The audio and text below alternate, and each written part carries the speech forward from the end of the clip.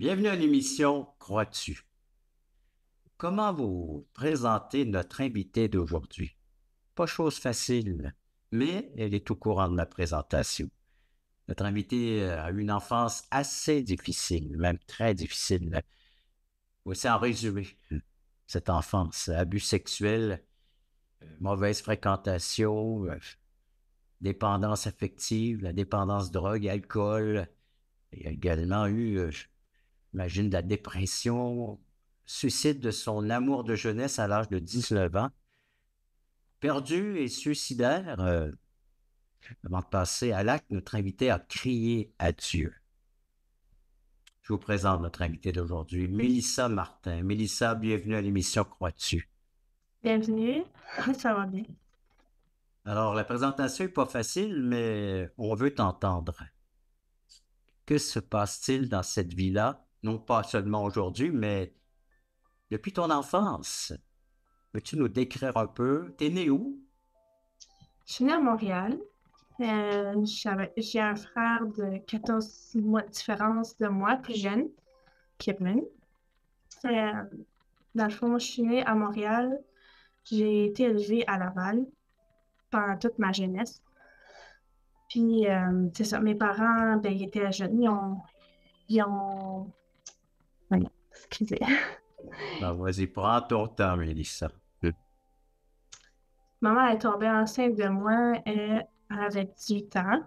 Mes parents n'étaient pas vraiment prêts à avoir des enfants, mais ils nous ont quand même désiré puis élevés. Fait que j'ai quand même eu une belle enfance avec eux autres. Ils nous ont élevés de la meilleure manière qu'ils ont pu avec les connaissances qu'ils avaient Hmm. à ce moment-là. Ils ont fait des choix aussi de vie parce que les deux étaient dans la drogue. Ils ont décidé de faire des choix différents pour pouvoir m'élever. Mais moi, j'ai pas eu connaissance de ça du tout. Fait que, c'est ça. Maintenant, ben, je suis mariée depuis 2016 avec Thierry Martin. On a deux enfants, Léa Maud qui a 4 ans, puis Jackson qui a 2 ans et demi. Ça bouge beaucoup dans la maison. Ouais. Pour l'instant, c'est tranquille. Ouais, mais je suis pas à la maison. Voilà pourquoi. Ouais. Fait que c'est ça. Dans le fond, mon enfance, c'était quand même ça s'avait quand même bien passé, mais j'ai tout le temps recherché l'attention de mes parents, de mes amis, parce que j'ai été beaucoup rejetée à l'école. Euh, c'est ça, j'étais beaucoup dans la recherche de mon identité très jeune. Tu sais, j'ai été beaucoup intimidée. Je voulais être aimée par mes amis, être acceptée comme un enfant normal. Mais ça a été très difficile depuis le commencement parce que on changeait souvent d'école. Parce qu'on a déménagé plusieurs fois. Mais où est-ce que ça a vraiment commencé, où est-ce que ça a été vraiment le plus difficile dans ma vie, c'est quand on a déménagé, j'avais à peu près 12 13 ans. Euh, C'était la dernière année avant le secondaire, fait que tout le monde avait à peu près toute leur année de fête, fait que c'était difficile déjà de créer des liens puis avoir des amis. Fait que là aussi, j'avais besoin d'être acceptée. Je recherchais à être aimée, avoir de l'attention, avoir des amis. Puis à un moment donné, ben c'est ça. J'ai commencé à avoir des amis, ça allait bien. Tu sais, au travail, il y avait tout le temps des bonnes puis des moins bonnes, comme tout le monde. Puis c'est ça. Où ce que ça a vraiment déclenché, c'est que une de ces amies-là, où ce que j'avais été dormir, sa mère, c'était un milieu dysfonctionnel un peu, là, tu sais, c'était pas une place où ce que les gens étaient riches, fait que la pauvreté puis la drogue, c'était dans l'environnement, des gens qui avaient beaucoup de blessures. Puis c'est ça que cette fille-là, ben, sa mère, c'était une danseuse, mais moi, je savais pas ça dans ce temps-là. Fait qu'elle avait un colocataire euh, lui, c'était un dealer de drogue. Je savais pas, il prenait soin de nous autres quand même. Tu sais, on allait faire des activités, on faisait toutes sortes de choses. Je sortais avec son garçon. Puis là, à un moment donné, euh, j'ai été dormir là, puis il s'est passé des choses. Il a essayé de il m'a abusé. Puis ça a duré comme 2 ans Oui. de temps où ce que sur les menaces, sur la peur, ils me tenaient là-dedans. Puis toutes nos amis, c'était un cercle d'amis, on était tous ensemble. Ce que je savais pas, c'est qu'eux autres aussi vivaient des choses. Puis c'est ça, ça a commencé comme ça. Quand il a été emprisonné, parce qu'il était emprisonné après ça, il s'est fait prendre parce que c'était tout. Lui, il était filmé pour de la drogue, puis il a Oui. été découvert qu'il y avait plusieurs jeunes filles qui abusaient Oui. sur les caméras. Puis ils ont appelé mes parents, puis ils ont annoncé ça à mes parents. Mes parents, ils ont été sur le choc. Ma mère, elle, qui pensait que j'allais dormir chez des amis, puis que tout allait bien, mais Oui. il se passait toutes sortes de choses. Fait que c'est comme ça a commencé. J'étais perdue un peu dans ce temps-là. Je savais pas c'était quoi l'amour. Fait que cet homme-là, il m'a volé ma virginité. Oui. Il m'a volé mon innocence d'enfance. Il m'a volé mon innocence, c'est ça, mon enfance. Puis c'est comme ça que ça a commencé ou ce que ça a dérapé. Ouais. Mélissa, si tu veux bien, on s'arrête là pour une courte pause. Vous rappelez-vous du temps où vous étiez dans ce monde totalement perdu, quand Dieu vous cherchait? Vous souvenez-vous de la joie ressentie au moment où vous êtes passé de l'ombre à la lumière, quand votre raison de vivre par l'amour de Dieu est devenue claire? Allons, levons les yeux, montons sur la montagne pour conquérir. À la gloire de Dieu et au salut des âmes perdues, il est temps de célébrer notre foi.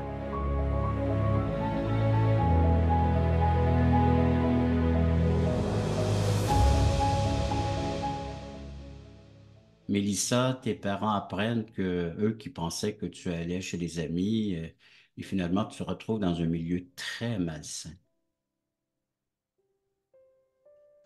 Ouais, ben c'est ça. Mes parents, ma mère était bouleversée, hein. J'ai dû Hmm. passer en cours. Ça a été très difficile pour elle. Elle a fait une dépression. Déjà, ils vivaient un divorce, mes parents. Fait qu'ils ne voyaient pas certaines choses qui se passaient. Nous, on sortait, on était entre amis. Fait qu'ils ne voyaient pas nécessairement tout. Puis des enfants, des fois, on est des meilleures personnes pour pouvoir cacher des choses. Puis je Hmm. savent ces choses-là. Fait que c'est ça, je leur cachais des choses. Mais au travers de ça, c'était, tu sais, on avait un cercle d'amis. C'était pas tous les jours. Puis, tu sais, on avait des amis au travers de ça, on faisait des activités, tout ça. Mais c'est ça, dans ces moments-là, ben, c'était difficile, là, c'est sûr. Je comprenais pas qu'est-ce qui m'arrivait. Puis lui, il nous disait toutes sortes de choses. C'est l'amour. Fait que là, ben, ça brise la confiance d'un enfant. Fait qu'après que ça s'est passé, j'ai passé en cours puis tout ça, mais ça ne s'est pas arrêté là. Après ça, j'ai eu, c'est ça, des fréquentations, mais euh, ça avait brisé ma confiance en moi. Ça avait brisé l'image de c'est quoi l'amour, c'est quoi une relation saine. Fait que j'avais plus aucun respect, dans le fond, pour ma personne. Fait que je me donnais trop facilement, dans le fond, avec des belles paroles, n'importe qui. Euh, je m'attachais vraiment facilement. Je suis vraiment dépendante affective. Je ne pouvais pas être toute seule. Dès que j'étais toute seule, j'angoissais. Fait que j'ai commencé à fréquenter des garçons. Puis c'était pas tout le temps les meilleurs garçons, justement, que j'attirais. Je ne savais pas dans ce temps-là. Fait que je vivais toutes sortes de choses. Puis là, on a commencé à sortir très tôt dans les bars. J'avais 15 ans à peu près. Puis c'est ça, l'alcool, la drogue, puis tout ça, juste pour camoufler la douleur. Hmm. Parce que je trouvais, j'avais honte de cette partie-là de ma vie, mais je n'étais pas capable de comprendre ce qui se passait. J'avais Là, refusé. tu es toujours dans ton adolescence. J'avais 15 ans à peu près, ouais. Puis ouais, c'est ça. Ça a été longtemps comme ça, jusqu'à 19 ans. Hmm. Ben, j'ai rencontré des garçons, il y a des fois ça fonctionnait une couple d'années. Après ça, on se laissait. Il y en a qui ils m'ont trompé. Fait que là, la confiance en moi, ça. Tu sais, c'était tout le temps un cercle, là, ça continuait toujours. Puis, c'est ça, à un moment donné, ben, je traînais un gros bagage sur moi. Puis, ça a venu lourd parce que moi, en tant que petite fille, je voyais le mariage en blanc. Je voulais préservé pour un garçon. Mais là, c'était déjà fini. Pour moi, j'étais comme, mais là, si ça peut plus revenir.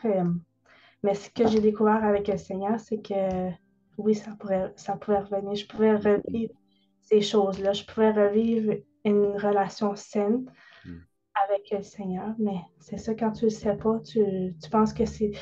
Tu sais, toutes les personnes que je voyais, les exemples autour de moi que je voyais, c'était toutes des jeunes filles de mon âge qui cherchaient leur identité, mais dans les mauvaises choses, tu sais. Fait que, tu sais, fait que c'était des blessures par-dessus blessures, puis déception par-dessus déception qui m'a amené à un moment donné que j'ai rencontré quelqu'un où ce que j'ai pensé, bon, ben, je vais changer. J'ai arrêté de consommer. J'ai essayé d'avoir une relation saine. J'étais amoureuse de lui beaucoup. Puis à un moment donné, ben, c'est ça, lui, je ne savais pas, mais il était dépressif. Il vivait des choses dans sa vie. Puis à un moment donné, ben, il a passé à l'acte. Puis quand il a passé à l'acte, ben, ça a été comme tout mon monde qui s'est écroulé parce que j'avais tout mis mes espoirs dans cette relation-là. Toute ma vie, c'était tourné autour de lui. Puis je me disais, ben, j'ai juste lui, dans le fond, tu sais. Mes parents étaient là, mais euh, c'est ça. Quand il s'est suicidé, ça a été une grosse partie où ce que j'ai fait une grosse dépression. Je ne pouvais plus aller à l'école, je ne pouvais plus travailler. Je survivais, dans le fond. Ton monde s'est écroulé. Ouais. Puis je voyais deux générations. Ma mère qui était en dépression à cause de son mariage. Ma grand-mère qui vivait avec le cancer puis qui était très malade. Puis j'étais très jeune, elle avait juste 60 ans. Et je voyais trois générations de souffrance. Puis je me disais, quand est-ce que ça va arrêter la souffrance? Ça n'arrêtera jamais. Dans le fond, je ne serai jamais heureuse. Tu sais, il va y avoir toujours des choses. Puis je voyais autour de moi tout le monde qui vivait de la souffrance. Puis je me disais, qu'est-ce qui va, c'est quoi qui va changer dans ce monde-là pour que ça l'arrête? Fait que là, c'est là que j'avais commencé à avoir des idées suicidaires, des idées noires, où ce que je voyais plus l'espoir dans le monde, où ce qu'on vivait. Donc, un cœur qui souffre et qui voit la souffrance tout autour de lui pendant 3 générations, la grand-maman, la maman et toi, alors tous en train de souffrir dans des relations et aussi dans la maladie. On prend une courte pause, Mélissa? Hein? Et puis j'invite les gens à rester à l'écoute et on revient après la pause.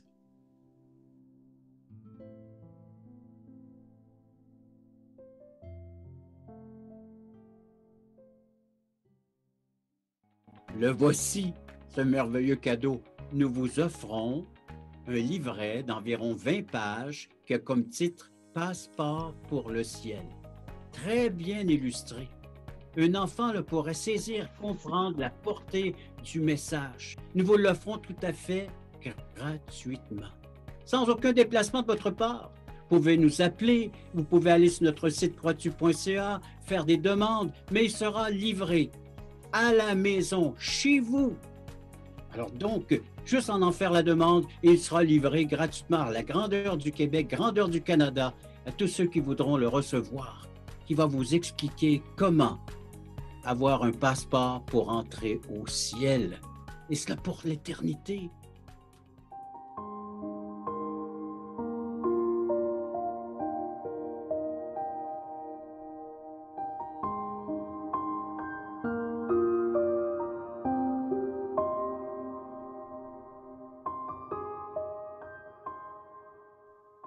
Mélissa, des abus, des relations malsaines, la douleur, la souffrance.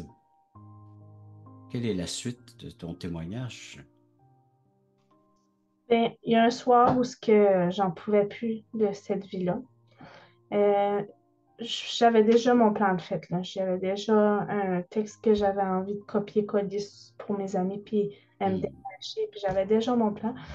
Puis à un moment donné, j'ai tombé sur la photo d'un de nos amis qui vivait proche. Il était un petit peu plus vieux que nous, puis cet ami-là, ben, il voyait des jeunes filles toutes seules. On marchait le soir, on revenait tard la nuit, puis lui, il nous raccompagnait pour faire sûr qu'on soit en sécurité. Ah oui. Ouais. Mais ce garçon-là, dans ce temps-là, il allait pas bien, lui non plus. Je le voyais dépressif. Il avait de la douleur, mais tu sais, je le trouvais gentil parce qu'il nous aidait vraiment. Puis quand que j'ai venu pour copier-coller sur... C'est vraiment là le Seigneur m'a touché. J'ai vu sa photo sur Facebook où ce qui était transformé. J'avais vu, il était rayonnant à côté d'une belle femme, à côté de lui. Puis j'ai dit, voyons, c'est quoi ce qu'il arrive dans sa vie? Tu sais, il avait les cheveux longs, il avait des beaux cheveux coupés, les yeux pétillants. J'ai dit, si que il a pu arriver quelque chose dans sa vie pour qu'il soit changé comme ça, ben, ça peut arriver dans la mienne, tu sais. Fait que j'ai décidé de prendre mon courage puis écrire un message. Il m'a répondu tout de suite. Je pense que le Seigneur savait là, comment c'était urgent, la situation. Puis il m'a appelé, on a parlé, puis là, il a commencé à me parler de Jésus. Mais moi, c'était tellement loin. Ma mère, elle me parlait de Dieu, puis je me disais, ton Dieu, là, avec tout ce que je vivais, tu peux bien te le mettre où ce que je pense. Je n'étais pas polie dans ce temps-là. Parce que je ne créais pas là-dedans. Puis je le regrette aujourd'hui d'avoir dit ça. J'ai demandé pardon parce que, dans le fond, il m'attendait les bras ouverts, puis je ne savais pas. Mais Mais, un cœur blessé, ça crie très fort. Hein. mais je m'avais vidé mon cœur de Ouais. ça. Mais c'est ça. En premier, j'avais appelé avec lui. Puis là, il m'avait dit, ben, tu devrais aller voir tes frères, tes sœurs à l'église. Mais moi, des frères, des sœurs, je voyais juste l'église catholique parce que j'ai juste connu l'église catholique étant jeune. Puis je voyais des nonnes habillées en sœurs puis en frères. Puis je me disais, je me reconnaissais pas là-dedans. Je me dis, qu'est-ce que je vais faire? Moi, tu sais, je me sentais sale. Je me sentais pas digne d'être de... Je sortais les fins de semaine encore. Je prenais de la boisson encore. Ça avait recommencé quand il s'avait suicidé. Puis là, je me disais, qu'est-ce que je vais faire dans une église? Mais en même temps, j'ai tellement besoin que ma vie change. Puis j'étais tellement influençable étant jeune que je voulais pas me faire influencer encore dans quelque chose d'autre qui va pas fonctionner. Fait que j'ai dit non. J'ai dit, j'ai- en tout cas, on a raccroché, puis j'ai juste prié dans mon lit, puis j'ai crié dans mon lit. J'ai dit, si t'existes, bien, montre-moi là. Puis j'ai vraiment prié comme jamais. J'avais jamais prié comme ça. Mais premièrement, j'avais jamais prié. J'ai pleuré toutes les larmes que j'avais dans mon corps. Puis il m'a répondu. Euh, ça a Dieu t'a répondu, Mélissa. été instantané. J'avais un fardeau que je portais depuis 2 ans et plus même, depuis toute petite, mais là, c'était trop lourd depuis 2 ans. Puis il y a un verset qui dit comme dans Psaume Oui. 37,7. Quand un malheureux crie à l'Éternel, l'Éternel entend et il le sauve de toutes ses détresses. Puis c'est vraiment ça qui s'est passé dans ma vie à ce moment-là. Il a vraiment tout enlevé le fardeau que j'avais. Mais je ne comprenais pas. Tu sais, je venais juste de crier à lui, mais moi, j'ai pleuré toutes les larmes. Je me suis endormie en pleurant. Puis j'ai juste compris plus tard, quand que j'ai commencé à aller à l'église. J'ai contacté Jérémie, euh, qui a été mes parents spirituels pendant un grand bout de chemin, jusqu'à temps qu'il déménage, juste dans le bon temps même. Le Seigneur il savait vraiment où ce que j'étais dans ma situation. Puis ils m'ont accompagnée. Ils m'ont pas jugée. Tu sais, je retombais. Mon parcours a été vraiment difficile parce qu'avant je comprenne vraiment tout ce que le Seigneur voulait montrer, ça a été difficile. Mais je retombais dans mes vieilles habitudes, ils m'ont jamais jugée. Ils m'ont jamais jugé, ils m'ont accueilli, ils m'ont hébergé chez eux. Je faisais 1 heure de route aller-retour. Ben, 1 heure aller, 1 heure revenir. Oui. Et c'est eux qui venaient me chercher, j'avais pas de voiture. Puis je faisais juste pleurer. Pendant quasiment, je sais pas combien de mois ça a duré, mais je faisais juste pleurer. Tout, tout ce que j'avais sur le cœur, je le disais, puis ils m'écoutaient. Puis à un moment donné, j'ai réalisé, j'ai dit, OK, mais est-ce que je serais capable, moi, de faire ça, là, tu sais, juste amener quelqu'un à l'église puis faire juste pleurer, mais c'était vraiment l'amour de Dieu qu'il y avait en eux. C'est comme ça a commencé mon histoire. J'ai commencé à aller à l'église, ils me touchaient par des chants, ils m'ont touché par des messages. Puis plus tard, j'ai été baptisée. Mais avant d'être baptisée, j'avais été à Gibec. Parce que là, je me disais, bon, Faut que l'été, tu nous expliques c'est quoi, Gibec? c'est vraiment de quoi de beau. C'est ça, cet été-là, j'avais tellement peur de retomber dans mes vieilles habitudes, mes vieilles amies, puis recommencer. Puis là, je me disais, non, j'ai trop fait un beau bout de chemin avec le Seigneur que je ne veux pas retomber dans ça. Fait que c'était un groupe de jeunes qui allaient d'église en église, parler de leur témoignage, donner de l'aide. Des fois, c'était de l'aide. Ça pouvait prendre toutes sortes de formes, là. Ça pouvait être juste aller servir une église, ça pouvait aller porter des pamphlets, évangéliser. Mais je ne comprenais pas c'était quoi quand je m'avais inscrit. OK. Moi, je pensais juste, je vais être avec des jeunes chrétiens, puis le reste, c'est... le reste, ben, ça n'a aucune importance en autant que je ne retombe pas où ce que j'étais. Je me suis inscrite, puis c'est ça. Là, tu t'es engagé pour un été Oui, un été de à temps. voyager avec ce groupe de jeunes et puis d'encourager les chrétiens, église en église, et puis de faire des travaux, de partager ta foi et l'Évangile avec les gens là-bas, d'édifier, d'encourager l'Église. Ma chère Mélissa, bien, on va prendre une courte pause et après la pause, j'aimerais que tu reviennes sur ton texte que tu nous as lu tantôt. Comment est-ce que Dieu agit et libère une âme après la pause? Le samedi 11h30, Crois-tu vous invite à regarder les témoignages vivants et percutants qui nous ramènent à l'essentiel. Nos invités vous dévoileront comment le Seigneur est entré dans leur vie.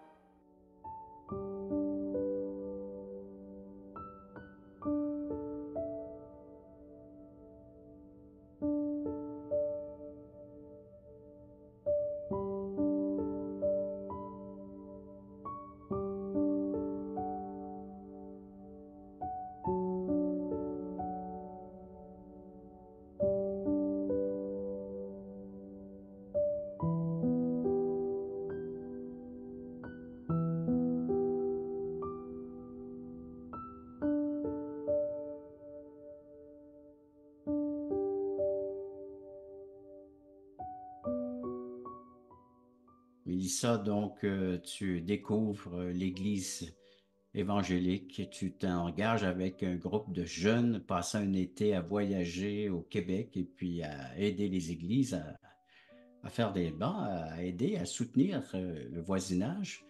Mais Dieu a dû quand même agir dans ton cœur et libérer de ton fardeau. Veux-tu nous rappeler le texte qui t'a aidé à te libérer, à trouver justement ce Dieu qui vient consoler un cœur brisé? C'est dans Psaume 34, 7. Ça dit, quand un malheureux crie à l'Éternel entend et il le sauve de toutes ses détresses. Fait que quand j'ai vu qu'il y avait une groupe de jeunes qui allaient faire Consacrer leur été. ensemble, j'avais demandé, mais c'est ça, j'avais pas les sous pour y aller. Mais un peu plus tard, juste avant que ça finisse L'inscription, oui. l'Église avait eu un don du montant exact, puis ils ne savent pas de où ça vient. Ça venait. Fait que, ils l'ont donné pour que je puisse y aller. Mais normalement, il faut que tu sois baptisé. Il faut que tu sois vraiment. Il faut qu'il soit sûr que tu sois sauvé avant que tu ailles là-bas. Engagé dans la foi. Puis, je sais pas comment, c'est vraiment le Seigneur qui a pourvu, mais c'est ça, j'ai été là-bas à Québec, mais je comprenais pas qu'est-ce que je faisais là-bas au début. Parce que j'étais toute jeune chrétienne, mais juste d'être touchée, mais j'avais pas vécu rien avec le Seigneur à part des petites choses, mais c'est ça. Il fallait donner notre témoignage, puis je pouvais même pas faire un exposé oral devant l'école. Fait que je me disais, comment je vais faire? Je pleurais à tous les soirs, je me rappelle. Ah oui. Puis je me disais, qu'est-ce que je fais ici, Seigneur? Mais c'est la meilleure partie de ma vie où ce qui m'a montré des choses dans ma vie où ce qu'il fallait que je change. Puis il m'a mis à part pour me préparer tranquillement euh, à changer les choses, que justement, ça ne fonctionnait pas dans ma vie avec la parole de Dieu. Puis ça a commencé tranquillement. Il m'a façonné, puis j'ai appris à le connaître aussi au travers des frères, des sœurs. Puis c'est en étant on avait une petite formation où on apprenait des versets de la Bible. Fait que c'était vraiment des choses qu'on apprenait, qu'on allait dire de porte en porte. Puis c'est à ce Oui. moment-là, en répétant les versets, que j'arrivais à une porte où ça allait rentrer dans mon cœur. Hmm. C'est bon pour cette dame-là, ben, c'est bon pour moi. Je pleurais, la dame, elle devait Ah se oui? qu'est-ce qui se passe avec elle, tu sais. Mais le Seigneur, lui, savait. Il était en train de toucher Oui. parce que c'était vraiment juste récité. Mélissa, on voit que Dieu s'est approché de toi avec douceur, guérison de ton cœur, libérer ton cœur de ce fardeau, de ces souffrances, ces douleurs. Le Seigneur est en train de restaurer ton âme, ton être. Il le fait et puis il ne brusque rien. Et même pendant que tu étais à son service, il utilisait ce que tu faisais pour justement accomplir son œuvre dans ta vie et puis apporter ce dont tu as besoin, hein. L'assurance, de retrouver ta personnalité, l'être que il veut que tu sois, non seulement à ses yeux, mais à tes yeux et aux yeux de tous. Je vais te garder pour une autre émission. Il y a tellement de choses certainement importantes que tu as encore à nous partager. J'inviterai les gens à aller sur notre site à croatu.ca pour nous écrire, pour composer le numéro de téléphone, nous rejoindre d'une façon quelconque. Et des études bibliques le mardi à 19 heures pour le Québec, 20 heures pour le Nouveau-Brunswick, là où tu es présentement maintenant aujourd'hui. Samedi 9h30, il y a les Zooms en direct, alors des témoignages comme celui que vous venez d'entendre, donc vous allez entendre d'autres, alors des témoignages de conversion. Et le Passeport pour le ciel, une demande de littérature tout à fait gratuite. Alors Mélissa, rendez-vous pour la prochaine émission, ainsi qu'à tous nos téléspectateurs. Je les remercie d'avoir été à l'écoute de l'émission Croix dessus.